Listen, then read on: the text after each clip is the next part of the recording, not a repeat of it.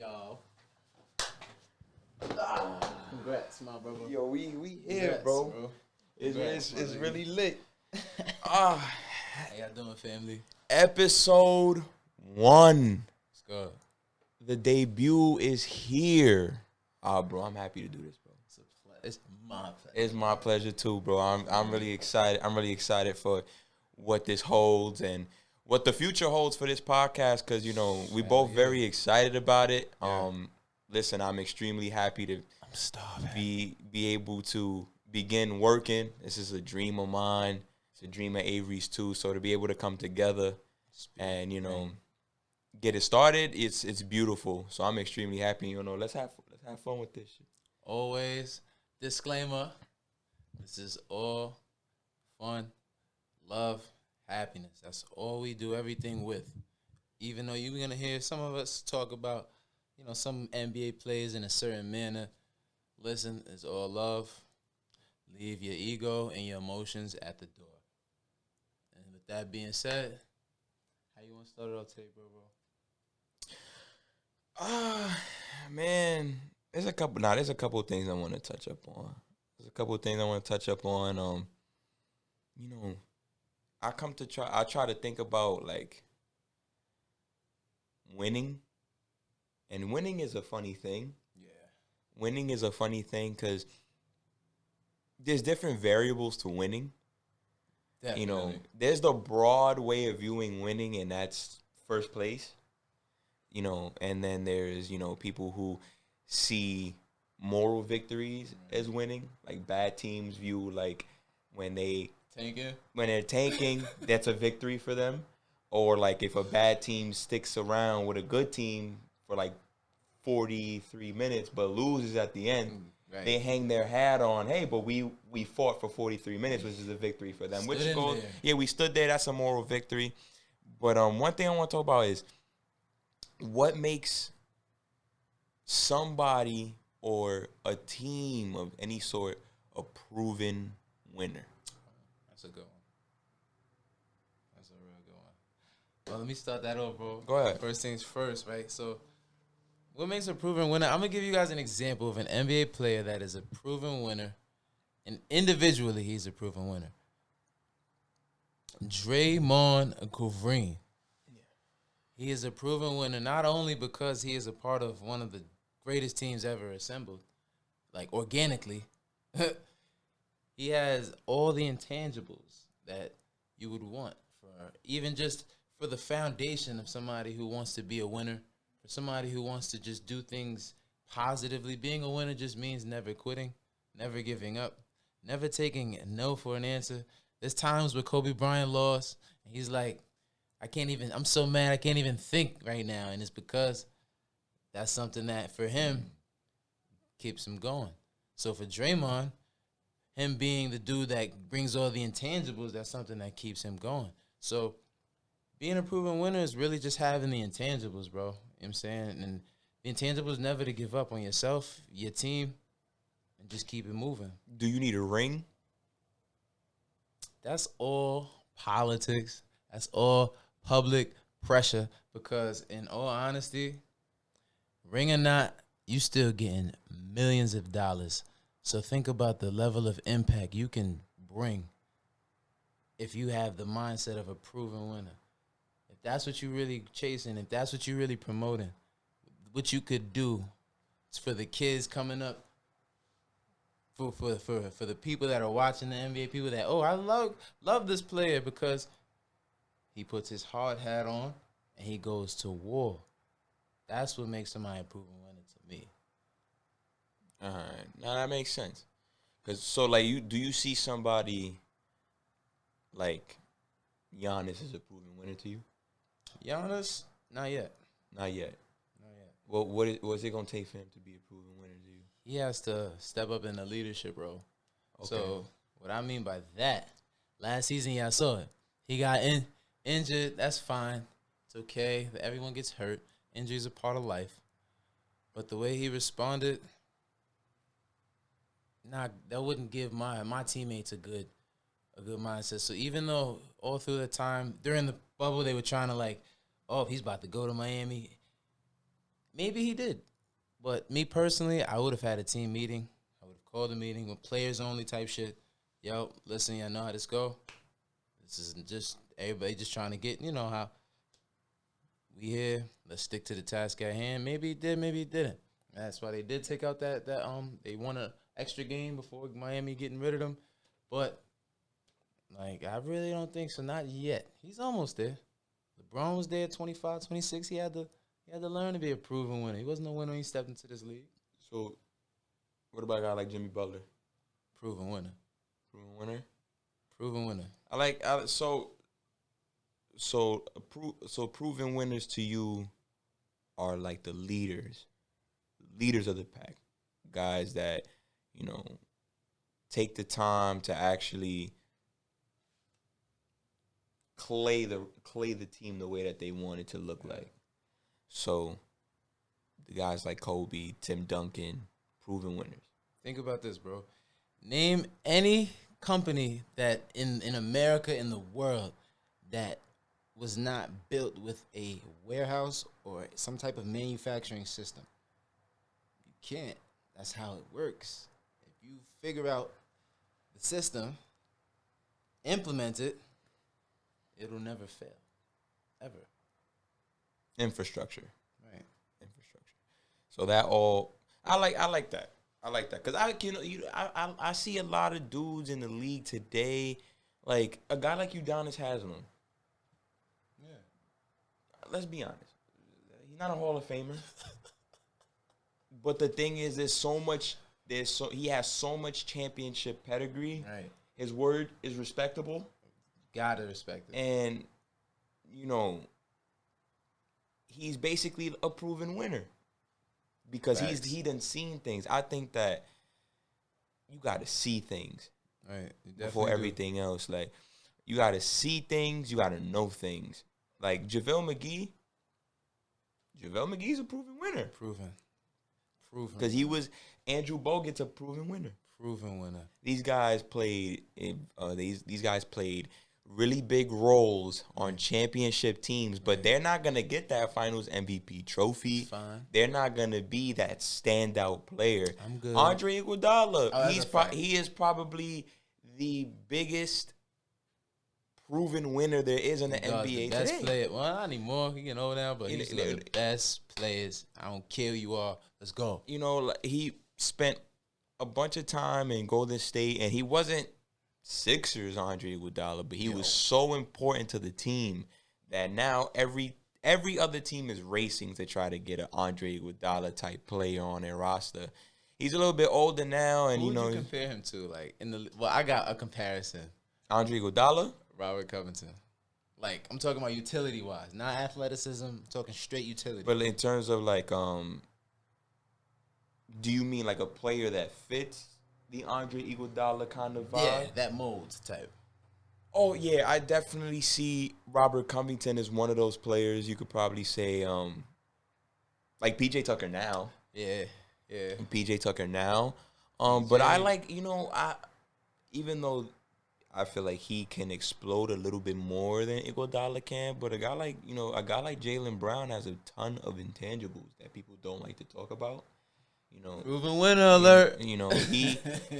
He's quietly done big things for Boston, and this is a dude that playing behind Jason Tatum, he's not gonna get all the credit, but he's gonna be there in big situations. Gotta give him the defensive credit. That's one thing. He's gonna be on so many competitive rosters, and he's gonna basically kind of be the glue to what goes on for that Boston Celtic team. And it's going to go very quietly and very unnoticed. Iguodala is the proven winner that he is because of that finals MVP that people would love to try to take away from him. What happens when you just stick to your guns? He did what he had to do and won himself an award. He had the toughest job on the court, which was to guard LeBron James, and everybody, all the LeBron guys are going to be like, but he still averaged 30. Yeah, he shot 32%. That's how you got your buckets. It's not about the fact that you dropped 30. It's how you drop 30. Right. So if Iguodala is tiring him out and making him work hard for his baskets, He's doing what he got to do, and to me, I always say he earned his trophy. What would you rather have, bro? 30 points on 20 shots or 30 points on 10? Oh, definitely the 10. Right. Definitely the 10. That means I'm getting my buckets efficiently. I'm going to the line. And I'm going to the line. James Harden. Guys like those. Facts, but the proven winners, proven winners, I always felt like proven winners was, they had intangibles that other players don't. Nope. And there's dudes without rings that have that. Like, I don't care what nobody tells me. Give me one. It's very hard. It was very hard for James Harden to do his job. Last year or just in general, since Mike D'Antoni became coach. When he became coach, he had this. I've always said it. He had the toughest job in sports. To be able to carry all those players the way that he had to, all that time, it's a lot. And you have everybody saying, "Oh, James Harden doesn't know how to play a different brand of basketball." Yes, he does. Bullshit. It's just that He's he had to off the ball before. He had sixth man. Shut up. This is bullshit. He's playing with Mike D'Antoni, who runs a specific system, and he's tailor made for the system. Right. They started scrapping things to try to make sure that James Harden could be the best player he could possibly be. Respect. He's a 3-time scoring champion Respect. in a row. He's an MVP. Respect. And he was one game away from a finals. Now he didn't win. But anybody that loses to that damn Warriors team with KD, Facts. Is it your fault you didn't win? I don't think so. Wrong because of that. Like, you know what I'm saying? You want me to do? You can't. For me, you can't. You can't praise one, right, but shame the other. That's exactly. There's no way that you could sit there and say, "But Braun was playing the KD kind of team. He was playing the KD Warriors." Where's that for James Harden? Facts. Poor PJ Tucker guarding. They like to say that the greatest LeBron James, the greatest version of LeBron James, is the LeBron James that lost to the KD Warriors the second time without Kyrie. The second time. They say that's the greatest version of himself, but I like to think about he lost. How was the greatest version of yourself somebody that lost? And everybody speaks about him willing himself. Like, he was willing the Cavaliers to win. All those game winners and stuff like that. But nobody likes to talk about how James Harden wills the Rockets everywhere they go. Everywhere they go. He wills them. Every day he wills them. They are good because of him, but nobody praises him. Nah, they defense. They praise LeBron James for being 22 years old with a shitty Cavaliers team, and he's in the finals. But nobody wants to get, and he lost that finals. Nigga Tim Dexter, come here, boy. And he lost that finals, but nobody wants to sit there and give James Harden his credit. Nope. That he lost to the team that every other team was losing to. And they had the best chance to beat said team, but they were down a man. But what pieces would you put around James Harden? Because at this point, at this point, in order to get him to that promised land, I think he's built for it. But I think it's time to just be a little bit more traditional in this modern era. So come back off ball. You can still come back off ball. But I think it's time to prioritize big man play. Yeah. The micro ball is cool, and I think that there's teams in the NBA that should run it.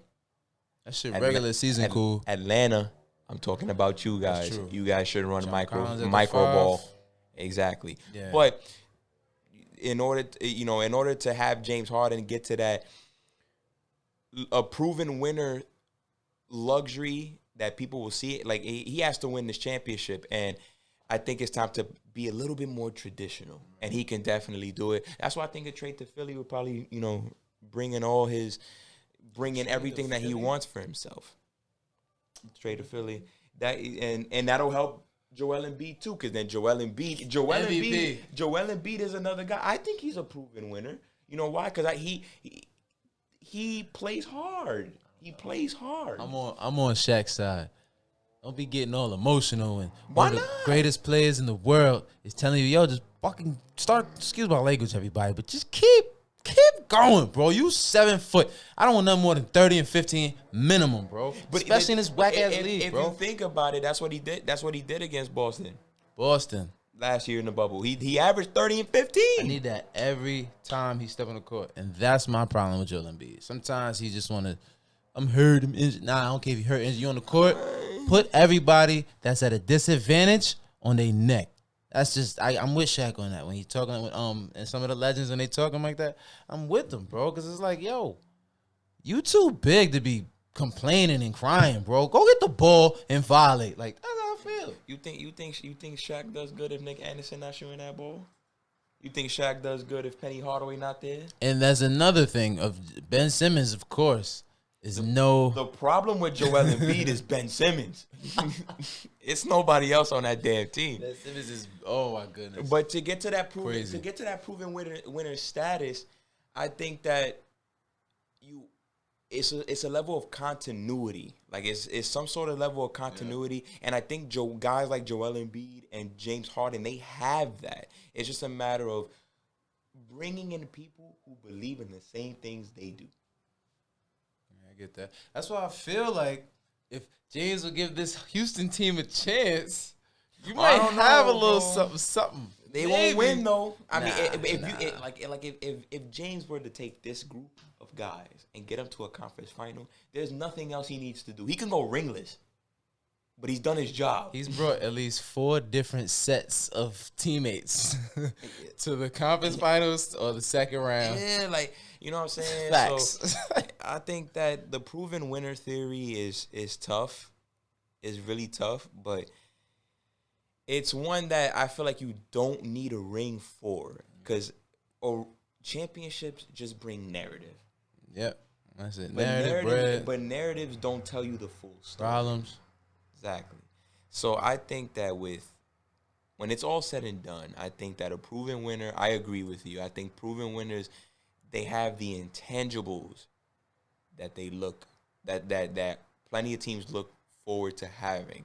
Because these professional basketball players, 9.9 times out of 10, they were the best players on their AAU teams. They were the best player in their high school teams. They're probably the best players on their college teams. That's cool. So they know what it's like to be the best at what they do.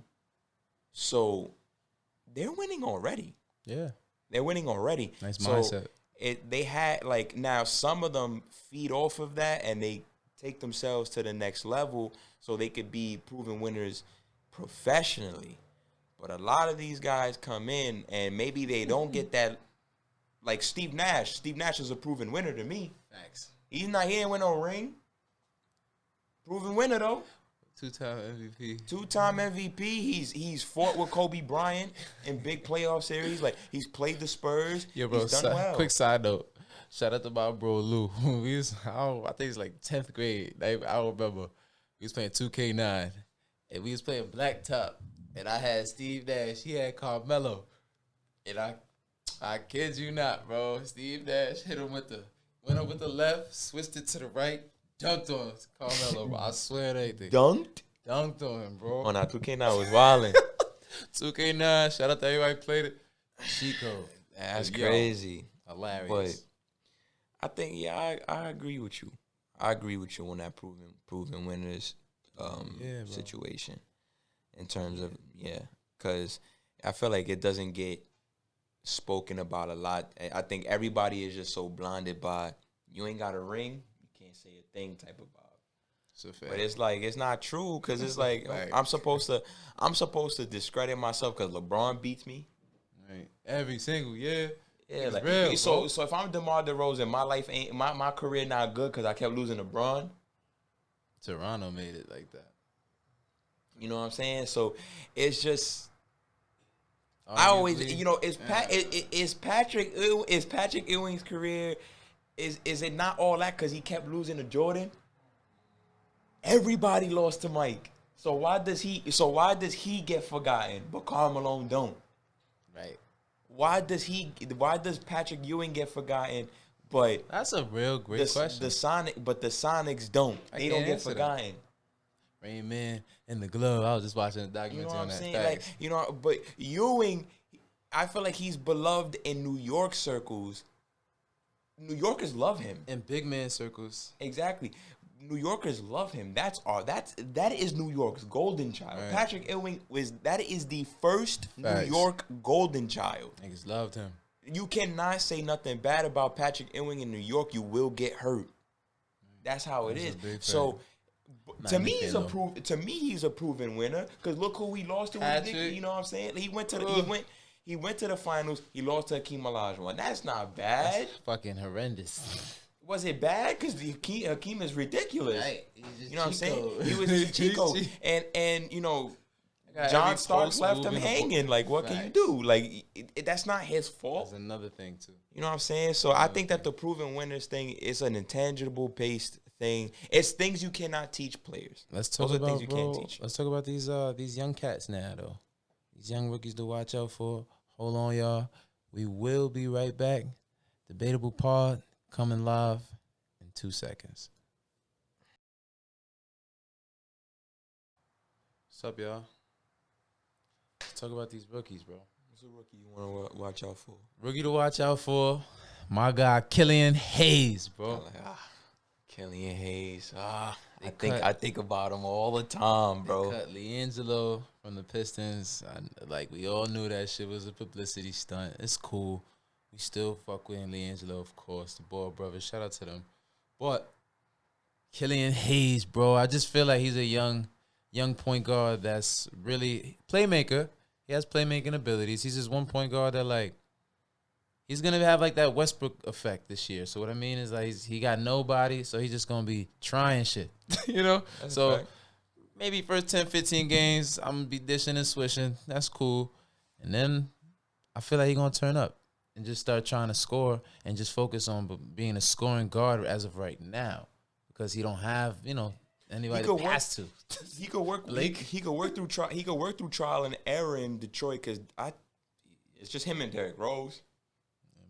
It's just him and Derrick Rose, and Blake Griffin's gonna take on the role of just trying to help the team as much as he can.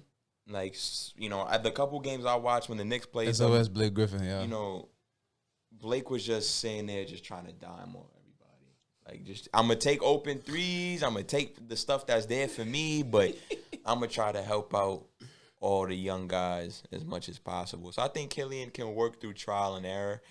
I think he does. I think he could play freely. Doesn't really have to worry about, you know, losing minutes, stuff like that. And Derrick Rose is a good person to learn from, especially for that killer mentality. Yeah, he's a good person to learn from. So I like Killian. That's another proven winner too, by the way.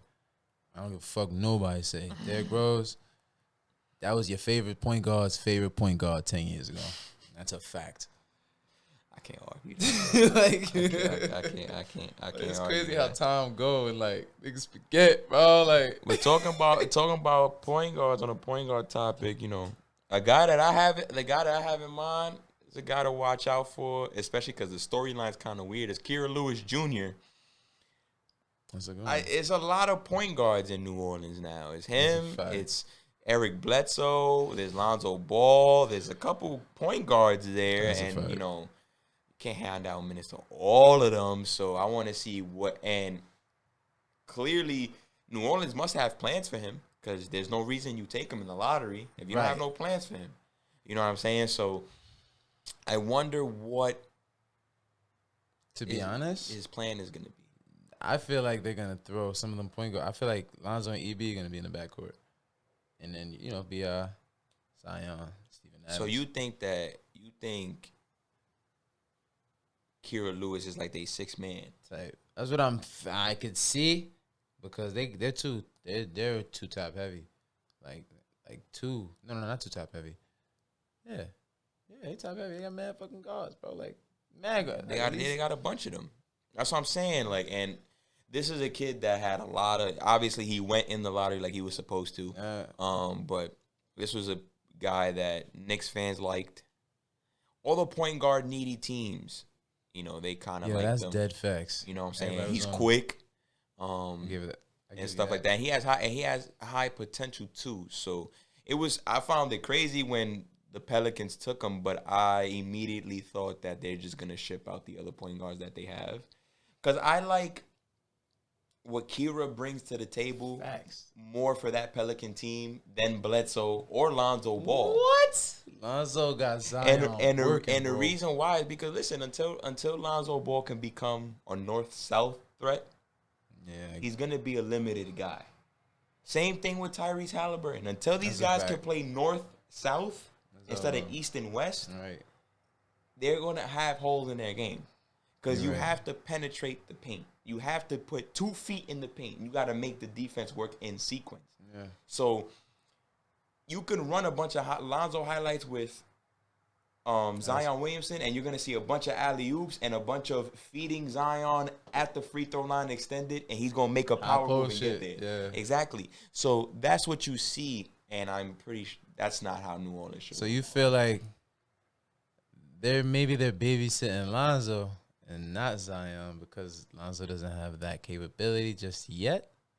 I don't think they're babysitting Lonzo. I just think that Lonzo's not a big priority on that team as is Zion Williamson or Brandon Ingram. Gotcha. They're like Brandon Ingram. That's it. He's on the road to he's on the road to superstardom now. Facts. Zion Williamson's on the road to superstardom. Not saying that Lonzo Ball can't be a premier point guard in this league, but is he gonna do it when he's not the dude that the organization is worried about? Now Lil Bro in the league. Exactly. And Lil Bro is more popular than him now. So it's That's just crazy, right? You know, it's those things. That's why it's going to be very interesting to see what's going to go on with Kira Lewis Jr. Because I do think that New Orleans brought him in to be the point guard of the future. So you don't see Lonzo staying too long. He's a free agent after the season, and I fully expect him to walk. Oh. I fully expect him to walk. You heard it first. Mm-hmm. Debatable, bro. Yeah, I fully expect him to walk after the season because he's just not gonna unless, like I said, unless he figures out how to go north and south all the time instead of east and west the way that he does. He's gonna limit himself. That's a good. He's gonna limit himself. He's gonna. I understand exactly what you're saying. Yeah. Let me go, bro. Let me get a rookie. I got one for everybody. Everybody, listen. Just listen. Kenyon Martin Jr. This is a rookie to watch out for. I know he didn't get drafted high or drafted like number-wise. But, excuse me, I needed some water. But I honestly think that Kmart could be a pivotal piece to the Houston Rockets if they give him a chance because of that proven winner topic we were talking about earlier. He has all the intangibles of someone who wants to be better, not only just skill-wise, but athleticism is already going to be enhanced because you already seen who Pops is. Like, so that's already a given. Just hope Houston could give this young man a chance, bro, because I feel like with John Wall being the point guard that he is, he always knows how to find those people who kind of not struggle with getting their own buckets, but they just rather not. Yeah, probably not their forte. Right. And, like, I just feel like he's one rookie that, like, he gets a shot, watch out for, bro. For real. I like that. Kenyon Martin Jr. He plays like his pops. Just like him. He plays just like his pops. A huge energy guy. A huge energy guy. I'm laughing at energy guy because I was with Lewis yesterday and we had a whole discussion about energy guys. So shout out to Lewis, bro, because he didn't have me rolling this year. But I totally agree. He plays just like his dad, and his dad, you know, he was all over the place, you know, and he has more bungees than his pops too, and that's what his pops built. That was his energy right there. When he used to dunk, even when he was old and on the Knicks, he would throw it down and just slap the backboard mad hard. Like, so I think that if he gets a chance on Houston, that, you know, John Wall could carve him out a little something. He has time to do it. John Wall, I know this is not the same, but JaVale McGee was looking like a damn all-star when he was with John Wall in Washington, bro. Marcin Gortat. Right. Nene. So if he could do it for these older gentlemen, imagine what he could do for the young boy. You know what I'm saying? But you know how it go. You know how politics go. Hopefully he get a shot though. Another kid that I really want to look out for is Cole Anthony. Yo, facts. Shout out Cole, bro. Nobody's stock dropped the way Cole's did.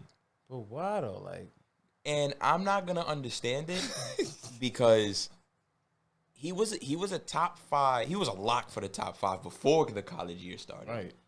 And he has a tough time with his shooting percentages in North Carolina, and I think scouts took that to heart. They take all that dumb shit to heart, bro.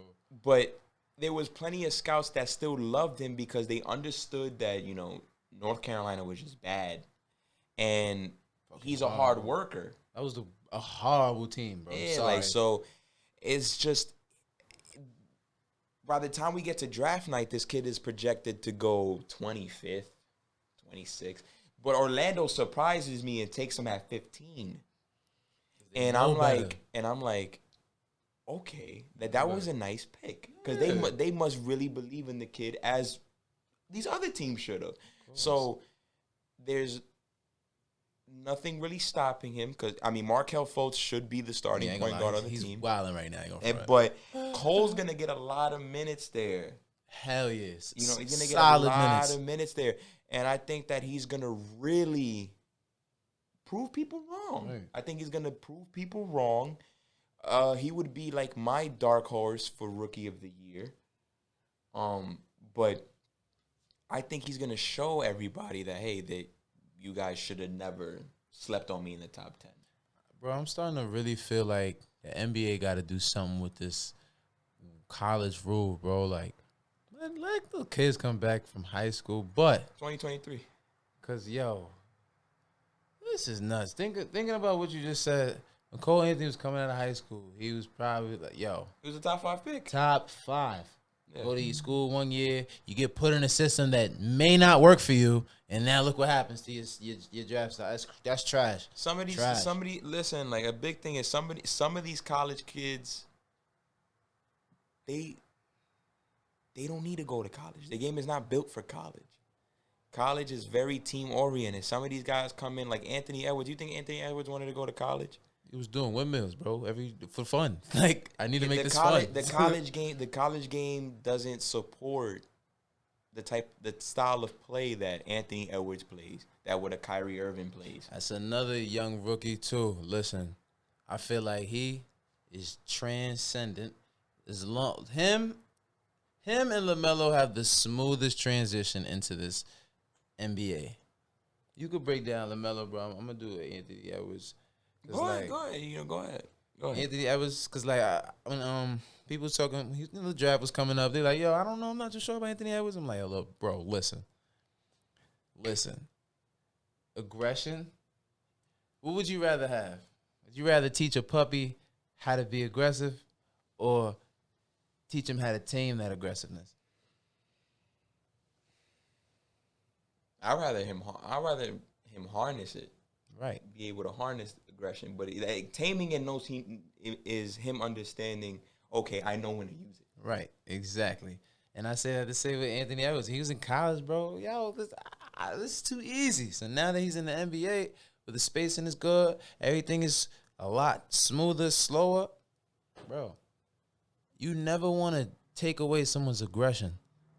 And that's what college, I feel like, for me, did with Anthony Edwards. That shit wasn't fun.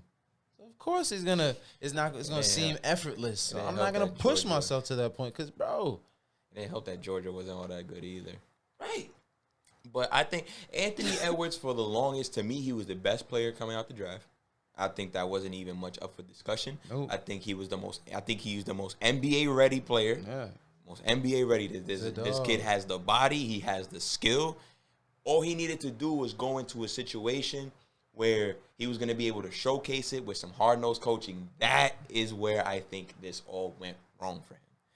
Going number 1, it's fantastic. It's a great honor, bro. But going number 1 overall to this Wolves team, I don't think that's exactly what he might have wanted. Not this Wolves. He wanted for himself. Because for me personally, Anthony Edwards needed to go into a situation with hard-nosed coaching there. Coaching that is going to demand him to be a better player. See him with Tibbs. Yeah, I immediately think the Knicks and just always think to myself, why couldn't we be in the top 3? But Edwards, with the proper coaching, I think he would get to that superstar level. Because, bro, the kid is 6'5", 225. He can play with big boys already. Thanks. Today, as we speak. You didn't even touch the man body yet. Exactly. And he hasn't even... In a couple crazy. years, he could probably be as jocked as James Harden looks. Nah, James Harden is yuck, bro. Like, you know what I'm saying? And he has athletic ability and stuff. I think that, Minnesota was the wrong place for him to go to, but he was the best player, and Minnesota was not trying to play around with that. They knew he was the best player, and they just drafted him anyway. I'm telling y'all, when you get a kid with aggression, that's why I even feel about Killian Hayes. He got that killer, bro. You get that killer, kid with a killer instinct, it's over, bro. Just let them go. How about... Oh, you were talking about LaMelo Ball, too. Oh, yeah. LaMelo, I think after just watching him in preseason, listen, he's going to have the smoothest transition. At the end of the day, Charlotte, if you haven't noticed it already, Charlotte already gave him the keys to the car. I got the keys. He already has the key to the car. Keys, bro. And he's going to literally... do whatever he wants in Charlotte, and rightfully so, because they should be nobody on that damn team telling him a damn thing. Ooh. Not even Gordon Hayward. Not even Gordon Hayward. I don't care if you're a $120 million man. You're done for. Proven winner? Gordon Hayward? Fuck out of here, man. But anyway. I couldn't say that with a straight face, y'all. LaMelo's going to have the seamless transition, and be careful, guys. Charlotte basketball might actually be fun to watch this year. They trade away from being a playoff team, bro. I think what I wanted them to do was be bad one more season and get a kid from this draft coming up, because then you have the nucleus. And then however you feel about Miles Bridges, you would just flip him. Yeah, and get a piece. He's supposed to be bugging. And, he might take the next step this upcoming season. I hope so. But if you take another dude in this draft, and this draft is deep, and you have LaMelo Ball and Devontae Graham already. I forgot about Devontae Graham. So now all of a sudden, you have a couple of kids. Yeah. But you pay Hayward all that money, and you're trying to compete. You're taking yourself away from this draft. And you're not ready to take yourself away from this draft. But LaMelo Ball is going to be really good in this league. If you thought he wasn't, I don't know what's on your...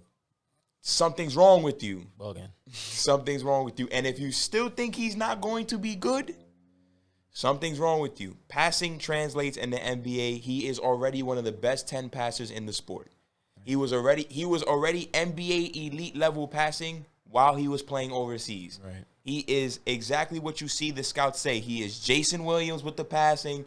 He can pass the basketball. That's what he's good at. He's going to have all those kids in Charlotte playing freely, happy, and they just want to compete. They're probably going to lose. They're probably going to be like around 500 because Gordon Hayward, I'm pretty sure you bring him in to try to compete. I'm going to keep making that face every time you say Gordon Hayward. But LaMelo Ball is really going to improve this team, and he's really going to put Charlotte on the map. Hell yeah. Slowly but surely. But with that being said, those are the kids to look out for.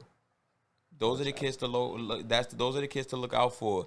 So, and there's plenty of other kids that we couldn't touch upon, but we'll talk about them as the season progresses. That's a big fact. We stay in tune. So, but those are the kids that you need to know about their storylines. Need to know.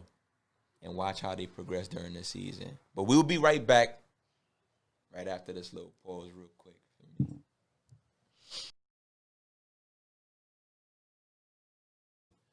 All right. Money, can't you see? We back. I want to know how you think this season plays out. Who wins the Eastern Conference? Ooh. Bro, I got Boston. I got Boston this year. Right, yeah. Why? All right, so, bro, the reason I got Boston this year, I feel like this is the season that they really give Jason Tatum the keys. And this is the reason why they haven't really been successful, because the past 2 years, they've been half giving him the keys. You give him the keys halfway. Once it comes to crunch time, you see that he's indecisive. And not last playoffs, he did his thing. He stepped up because Kemba was just not available, so he had to step up. But that wasn't really the game plan. It wasn't. Everything he was doing, to be honest, was broken down. It was supposed to be him and Kemba working together. Kemba called it, of course, so he had to put the whole team on his back. I don't want that this year. I want you to specifically pick your spots, Jason Tatum. Do what you do best, and the team will follow suit, bro. Marcus Smart got you on defense. Jaylen Brown got you on defense. Don't worry about the interior for now. You're going to have to do this collectively, but I really believe that this is the year that Boston puts it together to make a run into the playoffs, bro. I don't have Boston. I have Milwaukee, and my reason why is because they ain't got to worry about everything that he just said. Yeah.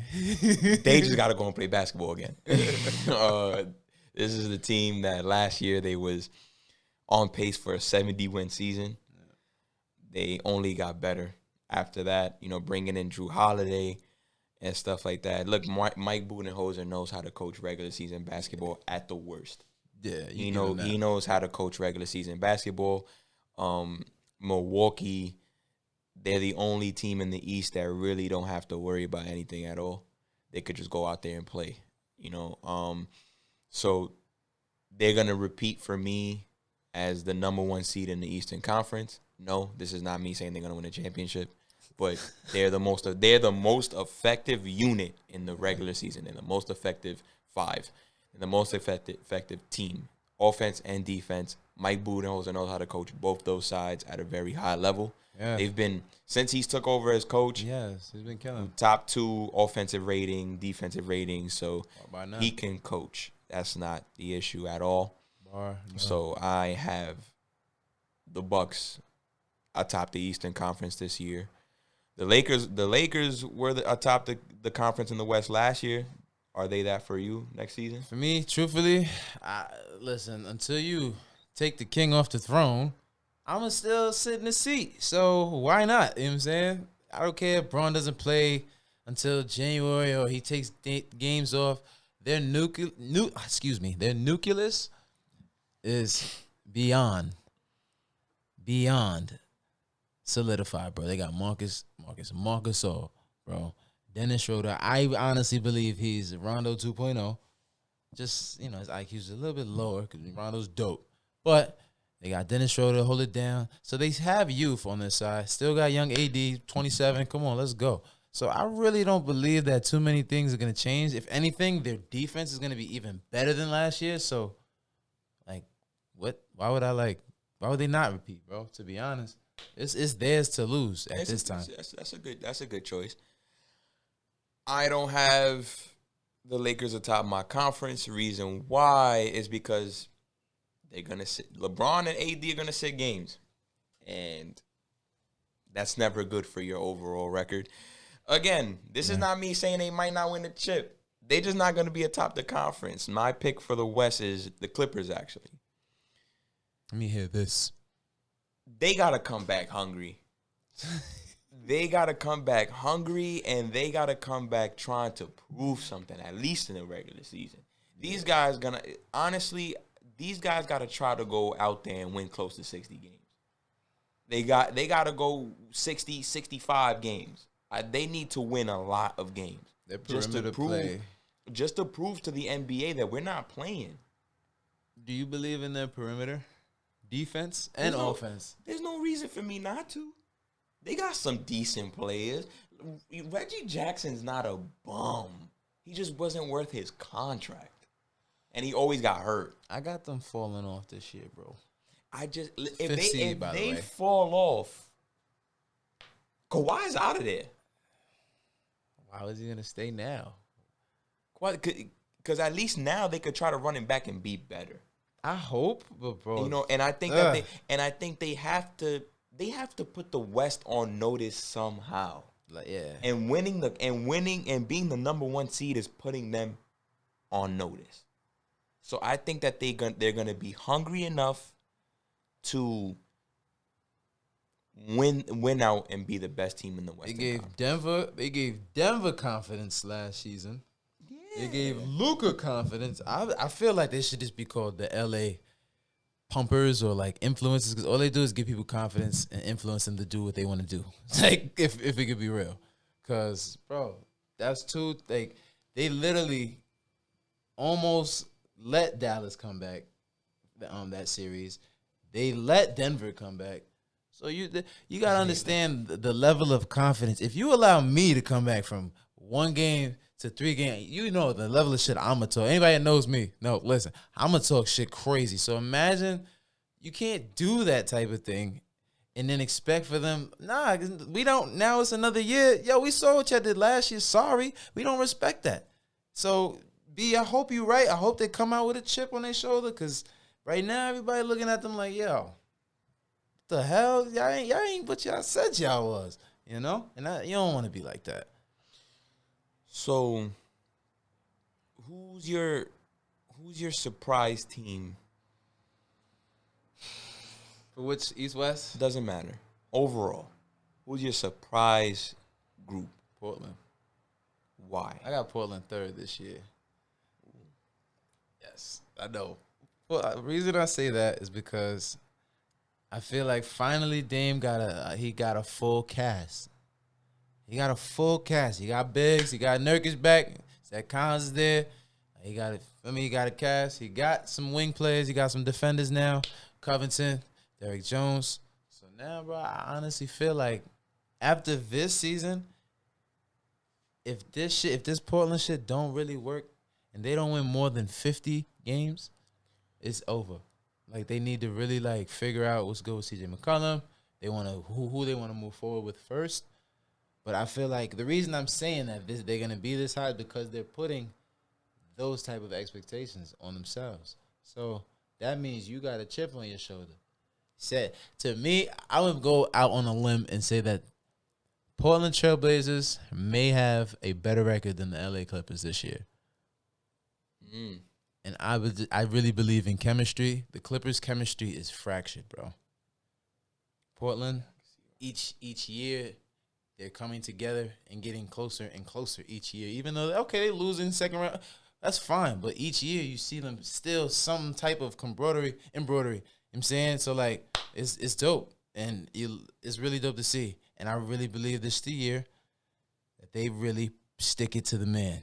No pun intended. I see that. I definitely think that Portland is a team that could catch the NBA by surprise, only because I think that their stock is low. Their stock is low now, but they could definitely just turn it around and say, "Oh, remember us? You know, we're not as bad as y'all think we are." Logo Lillard. But my surprise team, for me, is actually the Toronto Raptors, and I'm gonna say the Raptors because it's these guys. Listen, Nick Nurse is a hell of a damn coach.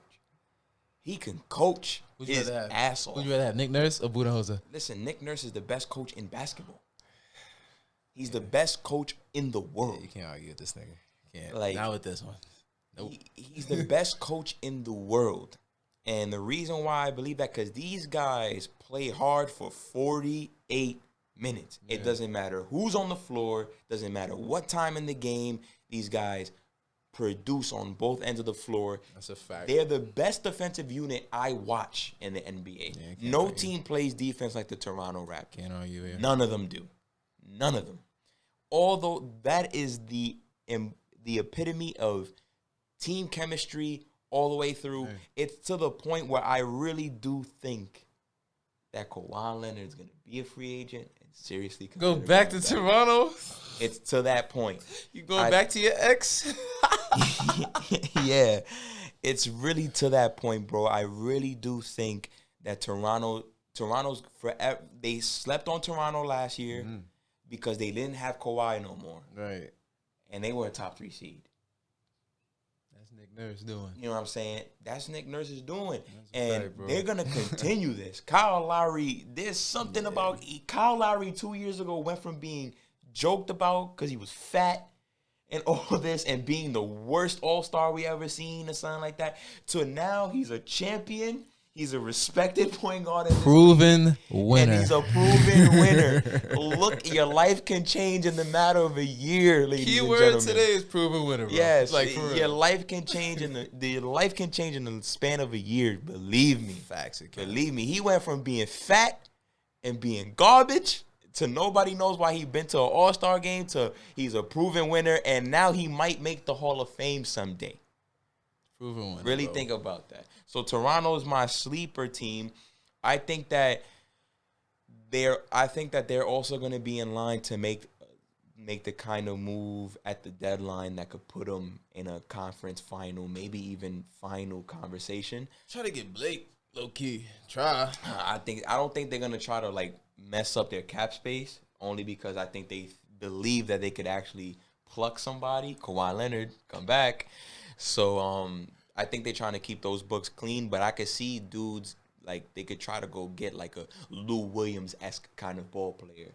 A guy that could just jolt the offense, maybe even take control of it. Lou Williams, come back. Yeah, yeah, Lou Williams, come back. Niggas loved you in Toronto, bro. Drake got that song for you, bro. You know, like, and that song heat.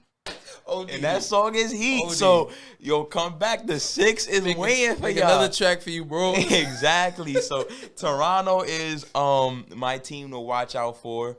But in terms of watching out for good things, we also got to watch out for bad things.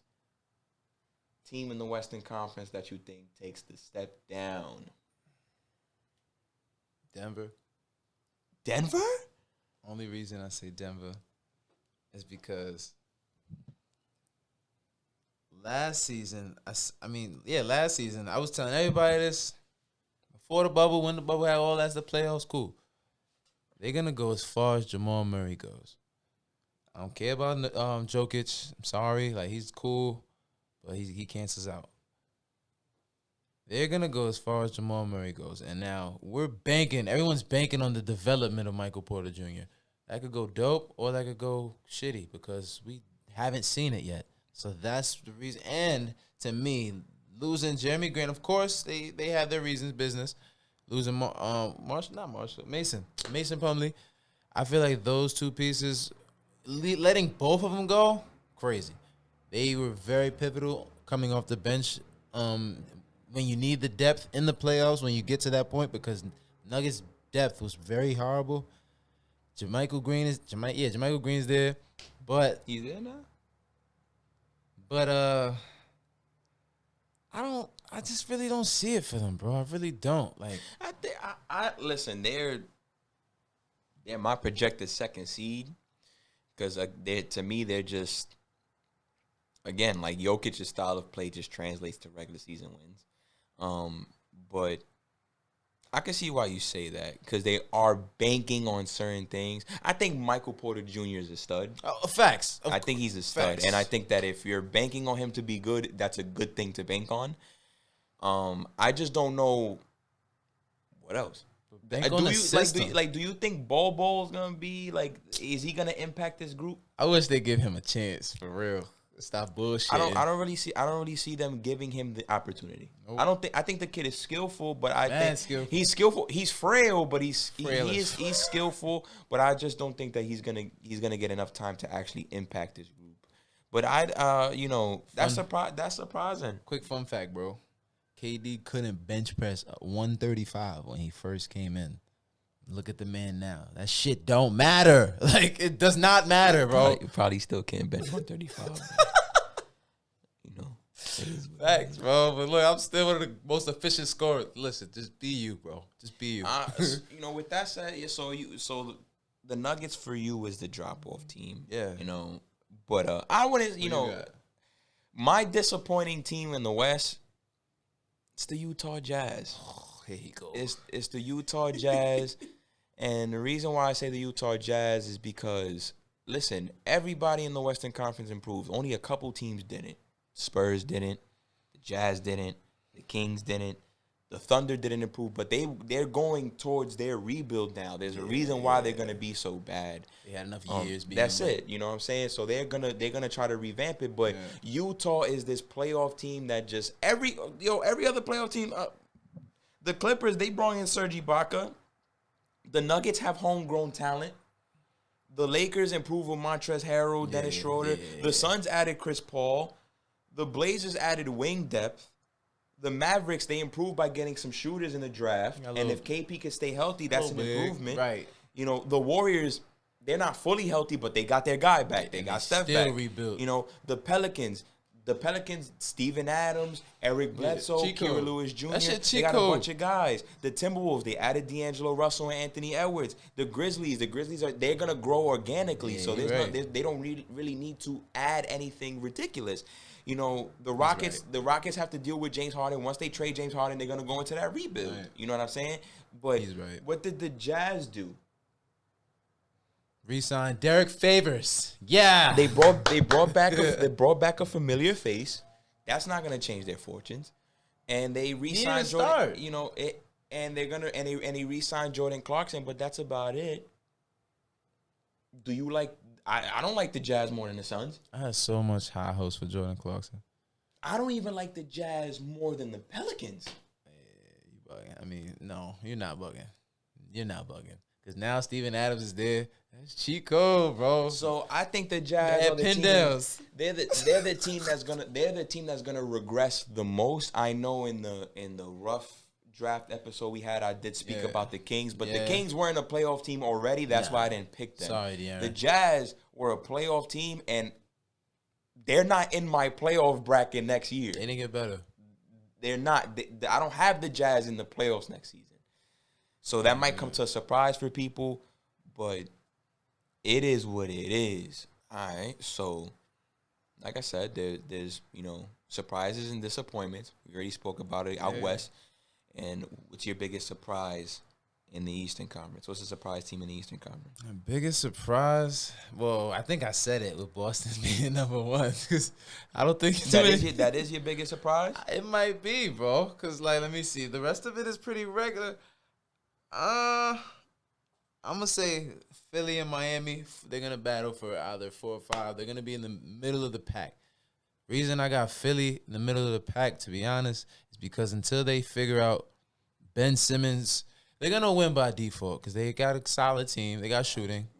They got a good group, but they're not going to get past the middle of the pack because Ben Simmons needs to take his game to a different level. You need to either learn how to shoot, my boy, or just put pressure on the defense every single time you have the ball. So if there's really no surprises for you, so what team in the East is going to disappoint you? I really believe Philly's gonna disappoint me. I'm sorry, bro. Is a 4-5 seed truly disappointing to me? And to where Philly's been, hell yeah, they should be 2-1 minimum. At this point, why are they still 4-5? What's up? When y'all gonna turn the corner? And I hope I'm wrong. And this is the year, the season that, you know what, Joel Embiid, you tell everybody, it's my back, get on it. I don't care if this is my team. Screw Ben Simmons for now. Until he gets his head out his ass, I got it. You know what I'm saying? It's real. You got to be real with this shit. Okay. I see that. I think it's really hard to talk about a surprise team in the East because none of these teams give me life. None of these teams really scream or they jump out the page like, pick me, I'm going to surprise you. Washington, baby. Listen, my surprise team, it's more what if than it is what I actually think they're going to be. I like that. And my surprise team is actually the New York Knicks.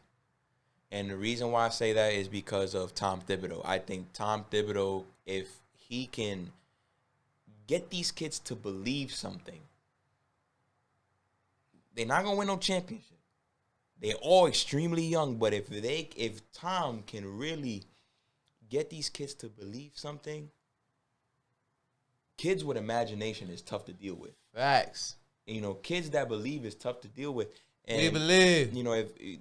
And they start growing some kind of moniker within that locker room, like, yo, we might be young, but we're really freaking good, they could crack a playoff spot. I don't have the Knicks in the playoffs next season. Woo! It's possible, though. This bum-ass East. But it is possible. It is possible. They're going to be my surprise team. I know it's more what if than actually me believing it. That's fine, bro. You know, I don't really see any other teams in the East. Listen, I just wanted to say this. And that's what makes us debatable. My fault, y'all. My fault. As far as my disappointment, the disappointing teams go, I'm going to say the Atlanta Hawks. Everybody seems to like what they did but me. What they do? They bring in Rajon Rondo. That's cool. He doesn't fit them how he fits the Lakers. They overpaid for Bogdanovich. That's great. You have 2 Kevin Huerters now. That's fantastic. Right. They do the same thing. You have 2 Kevin Huerters. That's fantastic. You bring in Chris Dunn. Chris Dunn is a great defender. He can't do nothing on offense. Yeah, I don't know what happened, bro. And Danilo Gallinari is the most expensive 6-man in the league now. I'm telling you, bro. I'm about to go to Africa. Get my mans were telling me about this surgery, bro. Knock your shit. You become. I'm gonna come back 6'8". I'm getting a 10-day, bro. This is nuts, bro. So nuts. They honestly, I don't listen. This is a team. Say what you want. I like Trae Young. I really do. I think he's a premier player. John Collins is a solid player. But I'm gonna tell you this. He needs straight to step it up. The Atlanta Hawks, with all the young talent they had last year, the Knicks had a better record than them. Let that simmer. The Knicks, with no spacing and 100 power forwards on their team, had a better record than the Atlanta Hawks. But I mean, now that you say that, I'm like, yo, Trae Young really is dope. Team ass. You get wild endorsements still. You doing your thing, low market. I'm telling you, when this doesn't work out, they need to fire their coach and bring in Mike D'Antoni. Yeah.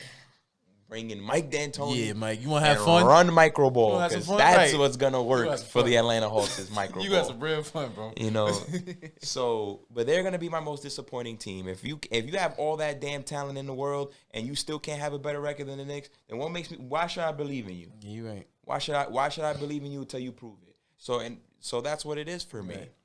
But that's how we feel about the squads. But let's get to the fun stuff. Who is your coach of the year and why?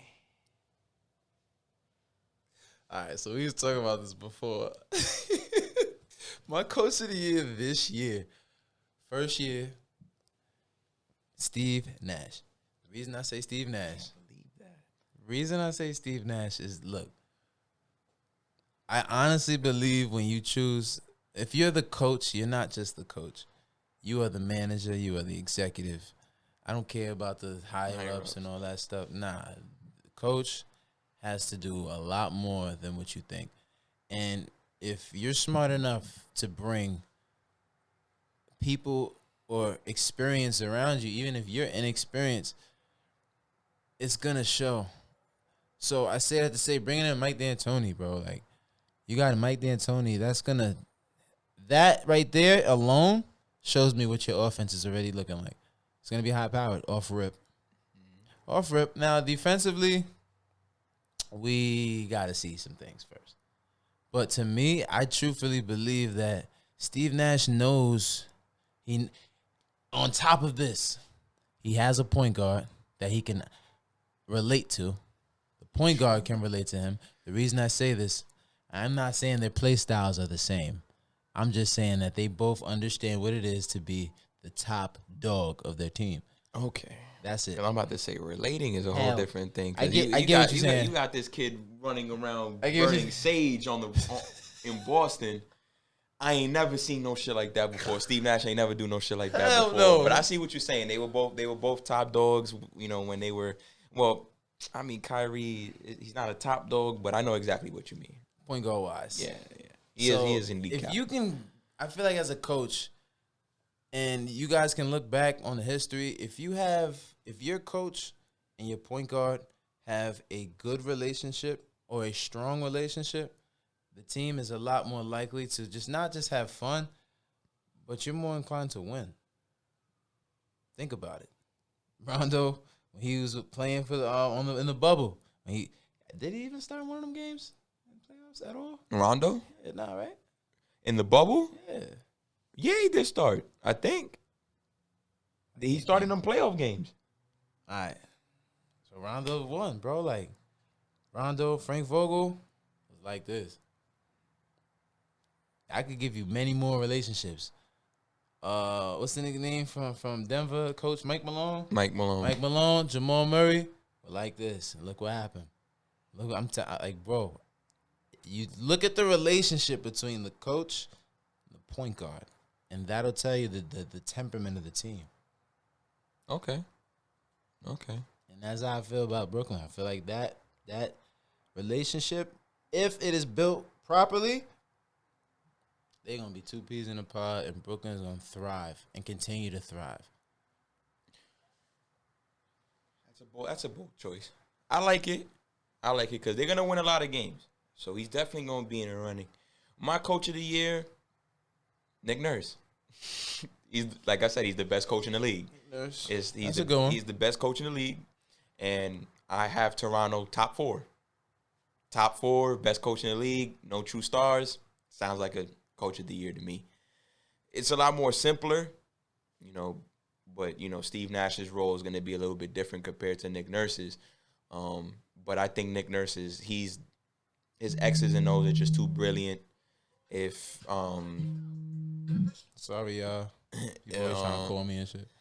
But his X's and O's are too good to the point where I think that Toronto is just gonna be really good and he's just gonna reap the benefits from it. Yeah, I hear that. All right, that's fine. It's completely fine with me. Did we talk about MVPs? Nah, we saved the best for last. Man. We saved the best for last, man. 6th man of the year. 6th man of the year, and why? My 6th man? Carmelo Anthony. That is my 6th man of the year. Who I would choose. And the reason why Carmelo Anthony is my 6th man of the year is because, bro, he's going against second units. Yeah, that's pretty. Yeah. If the guy is coming off the bench, he's going to score a bunch of points. And if he starts off hot as a 6th man, the narrative is going to want to give him 6th man of the year. I can't argue with that. That is my pick. Carmelo Anthony's going to win 6th man of the year, and the narrative is going to help him win it. He is my choice. Carmelo Anthony for 6th man of the year. I don't think Montrez is going to win back-to-back. He shouldn't have won last year. This is hard, y'all, because, it's only, he just, that's the, bro, it's barbecue chicken. You can pick Carmelo, too. It's okay to agree. I'm just going to have to agree, bro, because, it's barbecue chicken, bro. So then, so that's 6th man of the year. You got his most improved. Who's your most improved player? We talked about this in the rough segment. The rough episode, first episode. I got DeAndre Ayton. The reason I got DeAndre Ayton, bro, is because I was telling you that Chris Paul is a deciding factor in DeAndre Ayton's potential, his growth, impact. When you have a Chris Paul type point guard who's not gonna, we don't take bullshit for an answer. We don't take lazy, non-working bigs as a anything. So I already know Chris Paul is already lighting a fire under this young man, on top of his own fire. So to me, you got the point guard that's gonna feed you. So go. D-Book gonna do his thing, of course. Just do your thing, bro. Get some boards, get some blocks. Can't nobody guard you in the post. Nobody's learning post moves anymore. So take advantage, keep learning post moves, and keep ruining their heads, bro. I really feel like DeAndre Ayton is it's your turn. It's really your turn. The keys is here for you. Everybody else gonna do their thing. You do yours, and we gonna be lit in the playoffs too. I like that one. I'm banking on that too because I don't see the Suns as a 4th seed unless he actually takes the next step in his development. Right. So I totally agree with you there. I'm gonna keep it on the big man wave for my most improved, and it's gonna be Jaren Jackson Jr. I like him. Yeah. Triple J. Listen, when he was drafted, I remember telling people, and it was the Luka Doncic draft he was in. Yeah. Right? So I remember telling people, I'm like, listen, he's a dark horse for the first pick. He's probably not gonna be it, but he is just as talented as DeAndre Ayton, if not more. Thanks. He shoots the 3. Yeah, he could score. He could score in the paint. Well, DeAndre Ayton is a better scorer in the interior, but Jaren Jackson is no slouch either. Nope. He's a better defender. The problem is that he just needs to rebound. But the Grizzlies have to. I think the Grizzlies, like how I always say with Dallas, with Kristaps Porzingis, is that Memphis has to make Jaren Jackson the center. Yeah. He's too tall. Doing that shit. You can't have him and Jonas Valanciunas sharing the front court He's together. still there? Yeah, Valanciunas move, bro. You know what I'm saying? He's played really well for Memphis, but it's a youth movement at the end of the day. Jaren Jackson, in order for Jaren Jackson to unlock his full potential, he has to be a starting center and needs to crash those rebounds and keep on being that offensively gifted player that he is. He's one of my very low key favorite players because he's like a Swiss Army knife. Yeah, like a Swiss Army knife. He's really good in every aspect. Exactly. So if Memphis is a team that has to grow organically, and if they seriously view themselves in year 2 under John Morant as we could probably crack a playoff spot, it'll take Jaren Jackson averaging a double-double like he's supposed to, and bringing that outside shooting, inside scoring, and versatile defense that he has. But most improved. That's my cat for most improved. Let's get on to most improved. Listen, man. Oh, you ain't going. Too many podcasts ain't really gonna give you they most improved. It's 2 bigs, 2 bit. Think about that. That's some real thinking to do. Like, come on, man. You know, speaking of thinking, what up, bro? Defensive Player of the Year. Listen, I'm not a huge fan of this guy, but it's hard for me not to think that he can't win this award. Why? Ben Simmons is my Defensive Player of the Year. Ben Simmons is my Defensive Player of the Year. People who know me on Twitter know that I like to humble Ben Simmons, if you will. Facts. I'm not a huge fan of Ben Simmons. I gotta hear this. I'm not a huge fan of Ben Simmons, but there's one thing about his defense that I like. I think he's the only guy in the NBA who can guard all 5 positions. I think he's the only guy who's capable of it. Yeah, Braun's done with that shit. Braun's done with it. I don't want KD doing that shit. Hell no. You know, Giannis is good, but he relies on his length. Yeah, and he's more help defender, you feel me? Right. But the same way how you would hang Ben Simmons on the perimeter, you could put him down on the block, and he can make something happen out of that. I really do like his defense. Everything else is whatever. I don't care about anything else he does. Yeah. But his defense is really freaking good. And I have him as Defensive Player of the Year. I cannot believe I'm saying this, but he is my Defensive Player of the Year. Who's yours? Mine, well, I'm just picking him again because he would have been repeating because last year he should have won it, but whatever. AD. Yeah, he should have won last. So I'm just, for me, I don't think he's going to drop off defensively because Marcus Gasol's there now too, so he's going to give him more of an incentive to. So I really just feel like he's going to get that right to win this year. They should have gave it to him last year, but whatever. Yeah. It's all good. Narrative is all cute and whatever. Right. There's always enough food to go around. So. You know, well. What's up, bro? Now we at the big fish. Who is your most valuable player next season? My most valuable player? All right. So we either going to go Braun, of course, or Dame Lillard. Okay. Portland goes... Who you give your vote to? You got to pick one. I'm going Dame. Okay. Because Portland goes as far as Dame goes. Absolutely. Like, if he don't feel like playing, they going to get smacked by 40. If he feel like playing, they might smack them by 40. Like, that's really the intensity he brings to that team. Okay. Unmatched, bro. I like that. You wouldn't believe who I got for Talk MVP. to me. Uh-oh. Bro, what if I sit there and I really do believe it, bro. I really do believe he can win this award, and it's going to be ridiculous. Uh-oh. Devin Booker's my MVP. That's debatable, bro.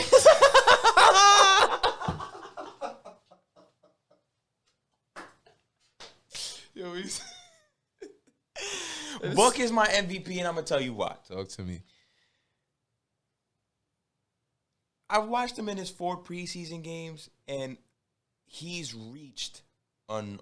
Granted, it is preseason, whatever, but he's reached, and this is for my anime fans too. He's reached that ultra instinct level of offensive capabilities. This is second nature to him now. Yeah. Scoring, if there is nothing a defense can do to stop him at this point, he's that good. There is no game planning for Devin Booker anymore. Let me see. How can you slow him down? How can you even try to slow him down? There is no way to slow him down. You could try to figure it out. There's no way to slow him down. He could run you in pick and roll. He could take you in ISO. He could do anything he wants. Might add that he's actually one of the last few guards that are coming up, big guards that have a somewhat of a post game. He's good in the post. He Right. can work in the post. And you can throw your best defenders at him. He finds a way. He's that good. Can play off ball. His offensive game is, for me, the best in basketball today. He's going to rebound average he's going to average about 4. Like for regular, all these guards average these days are 4. Cool. 4 is a good number for him.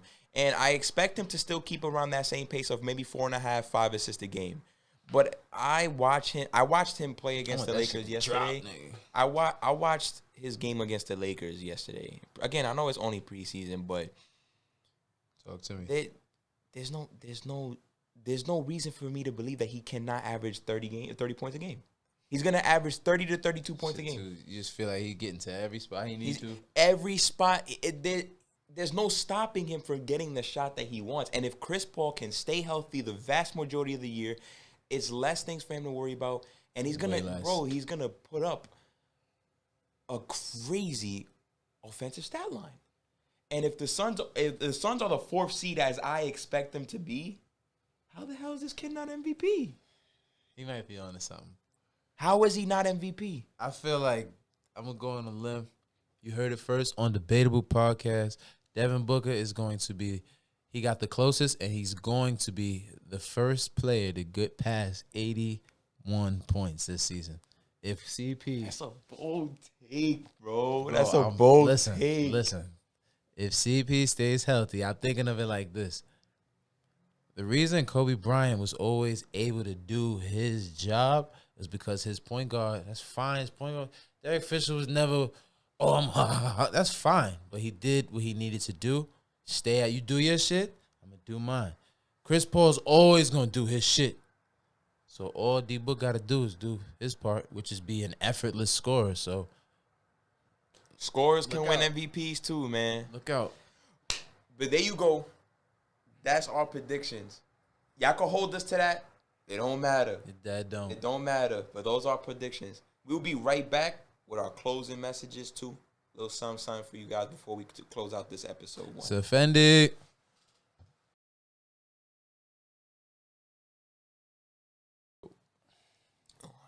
Well, bro, that was episode 1. That was crazy. I have fun with this stuff. You know, I have fun with it. You know, Facts. This is only the start of something big and something new. Everybody's doing a podcast, I understand, That's but cool. you know, it doesn't mean that we shouldn't, especially if it's a dream that we want to do, Right. stuff like that. Listen, shout out to everybody that's kept in tune, everybody that has shared any debatable videos or anything, like, you know, anybody that's really keeping up, like, we really appreciate it. Listen, I'm one of those people that I prefer to have 5 loyal viewers than to just have 100 people share my stuff. I got a 200K. You know what I'm saying? Like, I'd rather, you know, if it's 5 people who tune in every week to listen to us talk, like, and enjoy our content. We appreciate you guys. I rather that than just to have a bunch of people just share it, but don't really watch the content, don't really like the content. That's a fact. You know, I want you guys, like, when I first thought about being a part of a podcast, like, I want you guys to enjoy. See and the like growth. I want you to enjoy what we give out, and also like see the growth. How you just said, like, cause this we're new to this.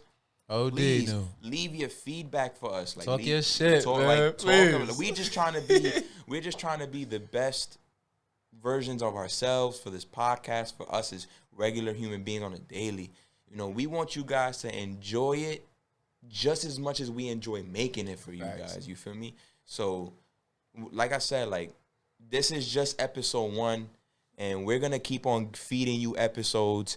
And, you know, we're serious about this stuff, and we can't wait to keep it going. Yeah. And I hope that you guys enjoy it. I hope that you guys like the content, and just keep pushing it. Like, you know, just keep pushing with us. Because, honestly, like, we just do this for y'all, feel me? Like, we love this stuff. You know, it's a dream of ours. Yeah. But the dream isn't going to be a reality in our lives. Like, the dreams that we have for our lives ain't going to become reality without you guys. So, It's offending. you know, like I said, the people who've kept in tune with us, who supported, thank you so much. This joint here in YouTube, so it's like, subscribe, Yo, listen. like, share it, Facts, whatever you guys man. want to do. Anything is accepted. You know, I've never been the type of dude to sit there and, you know, tell people, you know, share my stuff. No, like, if you really like the Not content, once. you're gonna do it on your own, and that's what I'm hoping for. Because if you did it on your own, it means you really like the content. If you really like the content, that's what makes me happy. Yep. So, you know, like I said, that's episode 1. You know, you want to leave something else? Give him a little something, bro. Go ahead, bro. I just want to touch on what B said, yo. Listen, 2020 has been a crazy year for everyone, everything. I appreciate you guys for supporting us. Appreciate you guys for just being on the journey with us. The journey has never been easy. It's never been fun. But listen, you got to make it what you can make it, bro. You know what I'm saying? And that's all we doing with this pod, Debatable pod. We just making it what we can make it. I'm tired of looking on TV and seeing this and seeing that and just saying to myself, I could do that. You know what I mean? And if for anybody else that feels that way, well, about anything, it don't have to be podcasts. It could be about knitting. It could be about making beats. Go. You could do that, so then do it. And that's all. That's the only message I got for y'all. I'm appreciative of everything, all the love I've ever received from anything I've even done. Or it doesn't matter. Just keep spreading that love. And one last thing. This is my bro. My bro, clothing design. Clothing lines. Shout out my guy Debatable. Can I say pop and figure this smoke? I stand up for y'all one time so you can see the shirt. For real. I don't know if it got something in the back. You got something in the back, bro? No, just something on top. It's not too crazy. Yeah. But yeah, that's all. Go get some merch for my guy too. And that's all I got for y'all today. Peace, family. Episode. Bro. More to come. But that's episode 1. And it's like that, family.